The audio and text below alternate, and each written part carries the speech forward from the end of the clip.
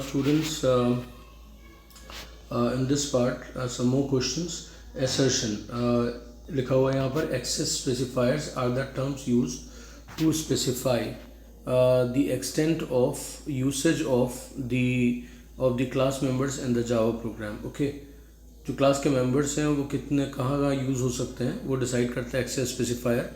फिर when the class method is specified as public can even be used outside the visibility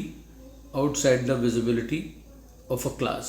मतलब जो public होता है वो क्लास, जिस क्लास पे वो डिक्लेयर होता है वो मेंबर, उसके बियॉन्ड भी वो एक्सेसिबल है. अब यहाँ पर आपके जो ऑप्शंस हैं ना वो आपके both assertion A and reason R are true and reason R is a correct explanation of assertion A. Okay, तो यहाँ पर पहला ऑप्शन जो है जो करेक्ट है, बिकॉज ये आपको जो यहाँ लिखा हुआ है ना वो परफेक्ट है कि आपका जो एक्सेस स्पेसिफायर्स होते हैं प्राइवेट, पब्लिक एंड प्रोटेक्टेड, वो आपके एक्सेसिबिलिटी के लेवल को ही डिसाइड करते हैं. ठीक है, और रीज़न जो दिया हुआ है कि class members specified as public can even be used outside the visibility of a class, तो ये आपका करेक्ट है. उसके बाद क्लास नेक्स्ट है read the following text and choose the correct answer. There are some characters use to control the cursor while displaying the value of this values on the screen. They start with backslash followed by a specific character. ठीक है, अब इसमें क्या है कि जो character है ना वो कर्सर को कंट्रोल करते हैं. ठीक है, और बैकस्लैश यूज़ होता है उनके लिए, और उसके बाद एक कैरेक्टर स्पेसिफाइड होता है. तो वो कैरेक्टर आपके कहलाते हैं स्केप सीक्वेंस. जैसे बैकस्लैश एन है, राइट, सबसे ज़्यादा हम लोग उसको यूज़ करते हैं बैकस्लैश एन को, तो न्यू लाइन के लिए होता है. तो ये जितने भी बैकस्लैश के साथ जो कैरेक्टर लिखे जाते हैं वो बेसिकली स्केप सीक्वेंसेस हैं जावा के. तो Unicode, escape sequence, ASCII code and special character, इसमें आपका करेक्ट आंसर होगा स्केप सीक्वेंस.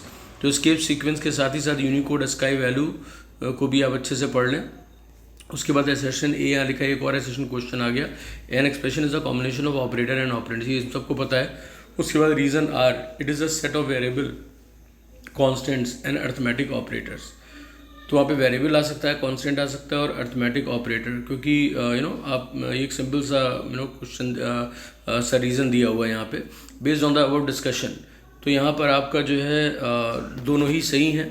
पहला वाला भी मतलब जो असर्शन है और रीज़न दोनों ही करेक्ट है, और और ये करेक्ट एक्सप्लेनेशन है असर्शन का, तो इसीलिए यहाँ पर पहला ऑप्शन ही करेक्ट होगा. उसके बाद in Java the statement to initialise a string to a variable WD as.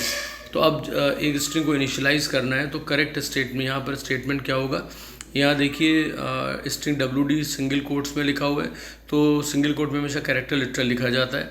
यहाँ पर string WD equal to single quote में लिखा है, ये सिंगल कोट की वजह से भी गलत है, और स्ट्रिंग का S यहाँ स्मॉल है, इस वजह से भी वो गलत है.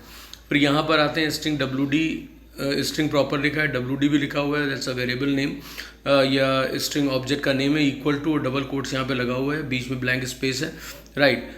उसके बाद स्ट्रिंग WD इक्वल टू 0.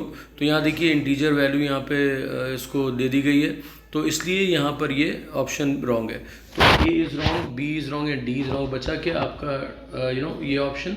तो ध्यान देने वाली बात आपने इस क्वेश्चन से क्या सीखा कि डबल कोट्स में आपको स्ट्रिंग लिटरल लिखना होता है, तो स्ट्रिंग के साथ डबल कोट ज़रूर लगे.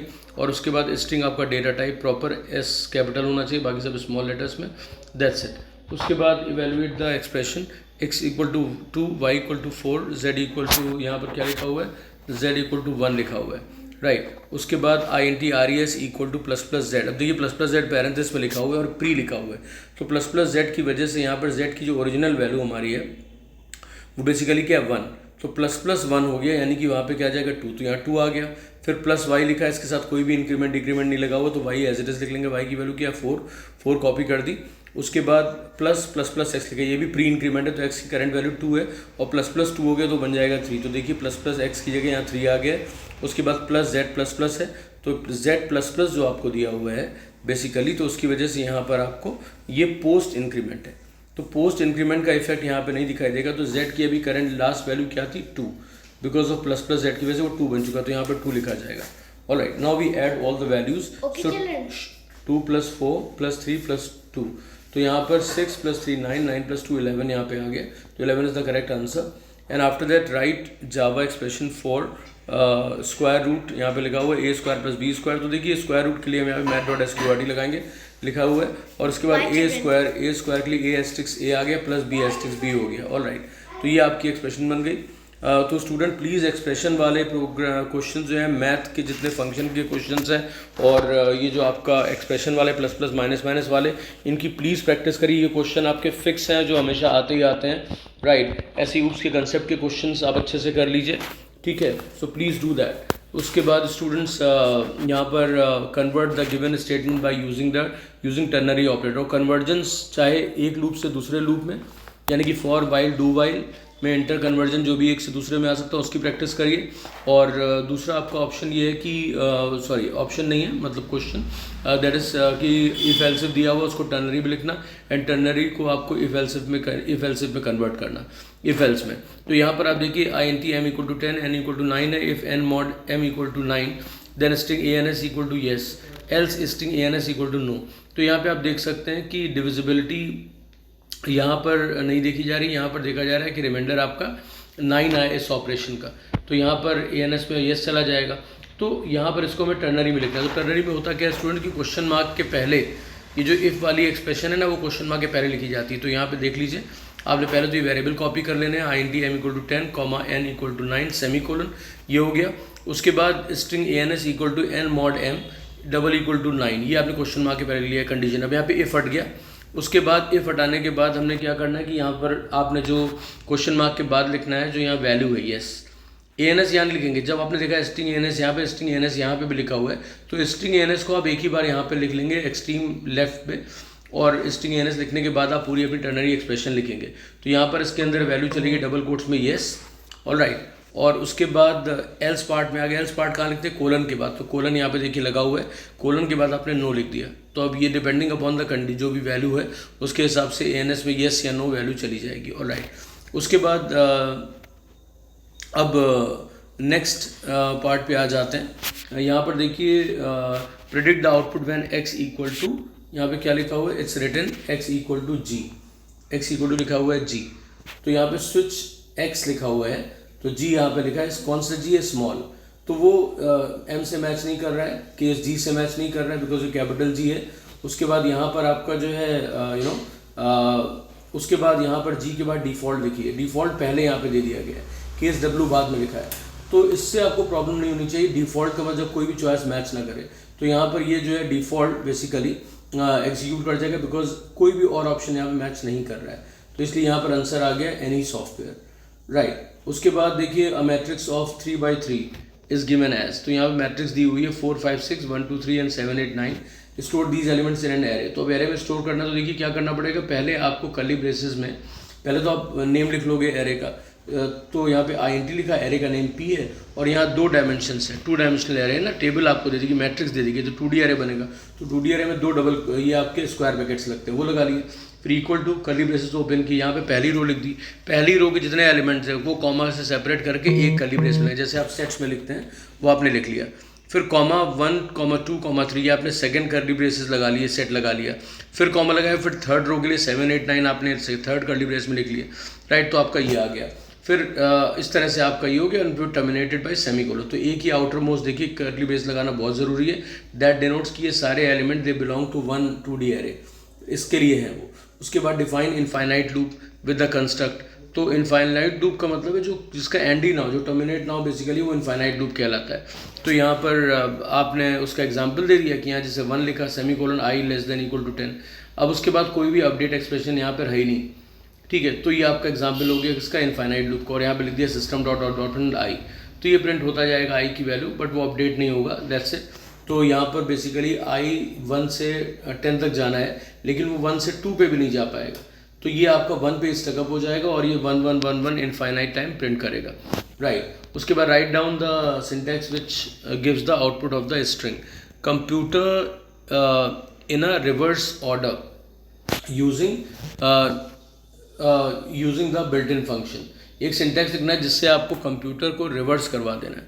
ऑलराइट, तो यहाँ पर आपका रिवर्स फंक्शन जो है बेसिकली स्ट्रिंग बफर में आता है। तो आपने स्ट्रिंग बफर एम उसका ऑब्जेक्ट बनाया equal to new string buffer और कंप्यूटर यहाँ पे दे दिया डबल कोट्स में और एम डॉट रिवर्स लिखा, तो ये ऑटोमेटिकली इसका रिवर्स ऑर्डर में स्ट्रिंग को प्रिंट कर देगा। ओके, उसके बाद string W D equal to computer application, ये डबल कोट्स में लिखा है बिकॉज स्ट्रिंग लिटरल है। Write a Java statement to display the first character of the given, इसका पहला कैरेक्टर में लेके आना है। तो जब भी कैरेक्टर को लेके आना होता है किसी स्ट्रिंग से, कौन सा फंक्शन यूज होता है, कैरेट।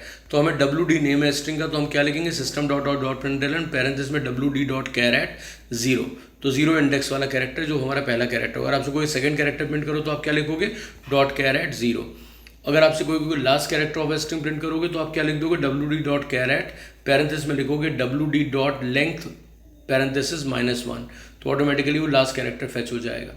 राइट, या आप काउंट कर सकते हो 0 1 2 3 4 5 करते करते लास्ट वाला जो इंडेक्स होगा वो आप डायरेक्ट पास कर दो अगर आप लेंथ यूज़ नहीं करना चाहते हो। उसके बाद स्टूडेंट्स ये rewrite the given in snippet using do while. अब यहाँ पर क्या है, ए लिखा हुआ है, एस इक्वल टू 0 है, ए equal to 1, A less than equal to 20, A equal to A plus 2। अब यहाँ पर आपने ए से 1 को 20 तक जाना है और ए को आपको अपडेट करते जाना है 2 से। ठीक है, तो यहाँ पे क्या लिखा है, S equal to S plus A. Right, तो ये उसके बाद प्रिंट करेगा system dot out dot println sum equal to plus S, यहाँ पे आ गया। तो यहाँ पर डू वाइल से जब लिखना होगा तो हम INT ए इक्वल टू 1 ऊपर लिख लेंगे जैसे यहाँ लिखा हुआ है सबसे पहले। उसके बाद comma S equal to 0 semicolon, ये पार्ट आपने लिख लिया। बट यहाँ ध्यान रखना होगा कि ए इक्वल टू 1 जरूर लिखना है जो कि इनिशियलाइजेशन है। फिर उन्होंने कौन सा लूप का है, डू। उसके बाद आप डू लिखोगे, डू के बाद straight away curly braces start होंगे और उसके अंदर जो लूप बॉडी में s equal to S plus है वो लिख दिया और अपडेट एक्सप्रेशन जो है ए इक्वल टू ए प्लस 2 वो यहाँ पर डू वाइल के अंदर ही आ जाती है, कर्ली जो लूप बॉडी है। ऑलराइट, लूप बॉडी आपको पता है कि जो एरे हेड जो आपका लूप का हेडर होता है, जैसे यहाँ डू है तो उसके बाद जो भी स्टेटमेंट को कर्ली ब्रेसेस में आप लिखोगे वो आपकी लूप बॉडी पूरी कहलाती है। तो उसके बाद वाइल आपने लगा दिया, वाइल पैरेंथेसिस में ए लेस देन इक्वल टू 20। तो अब यहाँ पे क्या हुआ, बेसिकली आपका ये 20 तक का लूप जा रहा है 1 से लेके। ऑलराइट, ये आपने टेस्ट एक्सप्रेशन यहाँ पे जो दी हुई थी ए लेस देन इक्वल टू 20 वो आपने यहाँ पास कर दी और डू वाइल लूप, वाइल जो टर्मिनेट होता है हमेशा सेमीकोलन से, तो सेमीकोलन लगा दिया और उसके बाद आपने यहाँ पर प्रिंट करा लिया system dot out dot println sum, ये जो स्टेटमेंट यहाँ दिया तो एज इट इज लिख लिया। तो इस तरह कन्वर्जेंस को जरूर पढ़िए स्टूडेंट्स। और देखिए ये क्वेश्चन आ गया, name any 2 components essentially needed to define a class. Class define करते समय क्या चाहिए, क्लास कीवर्ड चाहिए, राइट, और एक्सेस स्पेसिफायर। एक्सेस स्पेसिफायर मतलब प्राइवेट पब्लिक प्रोटेक्टेड जो भी है। तो ये आपका questions हो गए everybody. So please practice concepts as per the questions which I have discussed just now. Thanks everyone.